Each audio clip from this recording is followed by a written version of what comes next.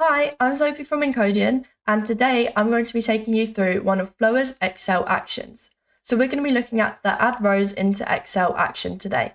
And with this action, you can start to add data into your structured Excel files, so your Excel files where your data lies in a data table, but also you can add data into your unstructured Excel files, so your files where your data does not lie in a data table. So let's go ahead and look at the solution. So what's the scenario for this solution? Well, this is my Dataverse customers table. So we're not going to be looking at how the data gets into this table, we're going to be focusing on how the data gets out of this table and into Excel. But essentially, I have to create a monthly report containing all of the active customers for that month. So we can see this is quite a simple Dataverse table. We've got a few text fields, we've got company name, primary contact email, primary contact name, and then we have a few choice columns. So service and industry are local choices, and the active column is yes/no choice. Now, you may be wondering why I'm not using the out-of-the-box status column to say whether the customer is active or not. So you could use this column, however, because I haven't built a Power Automate or a Power App to input data into this Dataverse table, we can see that the status column is disabled for editing, so there's no way that I can just come to the table and edit the data. And as this is only a demo, I've just quickly added in an active column. However, in a real life scenario, you'd probably be better to use the out-of-the-box column that's already available to you, as you'll be likely to be adding in this data probably from a Power Automate or from a Power App. So let's take a look at the flow. So this is my Power Automate flow. So my flow is being manually triggered, and this is for demo purposes. As I said, the scenario is this flow needs to run monthly to create a monthly report, so you'd have this set as a scheduled flow. My first step here is to initialize this Excel data array variable, and this is going to contain the inputs to the Add Rows to Excel action. Next, I'm using a list rows action to bring back all of the active customers from that Dataverse customer table. So we're pointing it to the customers table. And I also have an OData filter query here, which is looking at the active column, and it's checking whether it's equal to true or not. And this is because when you use the yes/no choice columns in Power Automate, those yes or no's equivalent to a true or false.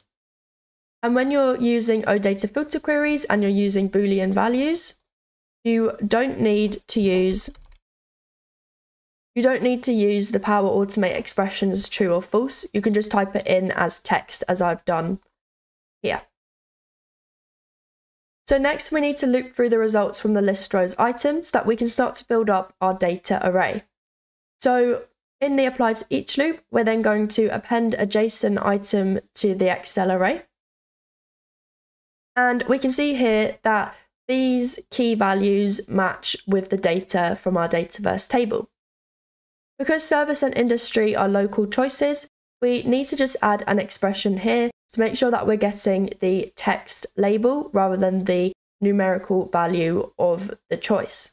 So when you're dealing with choices in Dataverse, you have the text label, which is the service or the industry as text as you'd expect to see it.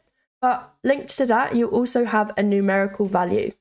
So we just need to make sure we're not bringing back a bunch of numbers into our Excel report because it's not going to make any sense.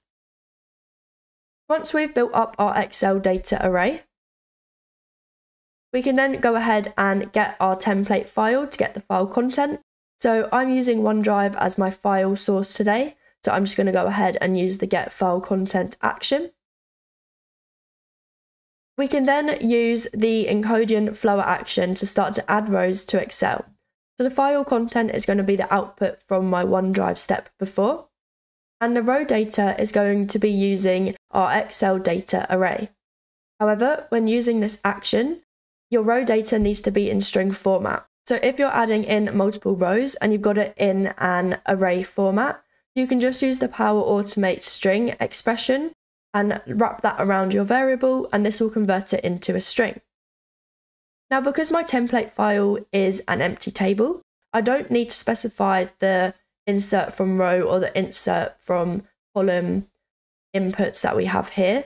However, if your Excel file is in unstructured format, it would be best practice to tell the action from what row or column to start adding the data. Once we've added rows to Excel, we then have two options.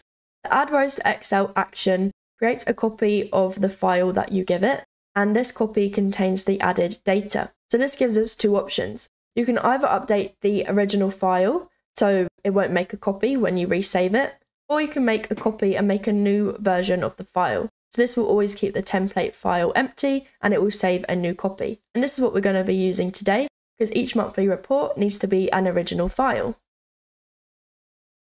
So to do this, I'm just using the OneDrive create file action, and I'm just adding in today's date into the file name, and the file content is the output from the Flowr Add Rows to Excel file.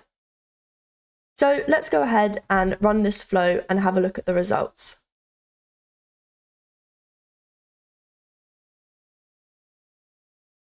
So the flow has successfully run, so let's go and take a look. Before I show you the OneDrive and show you the folder, I just want to show you the template file. So this is my template file. We can see it contains the same columns that we have in our Dataverse table. This is my customers folder in OneDrive, so let's give this a refresh. And we can see we've got a new file that's been added about a minute ago here. Let's take a look. And we can see this is the same as our template file. However, we now have two added rows into the Excel. And we can see that not all the customers have been added.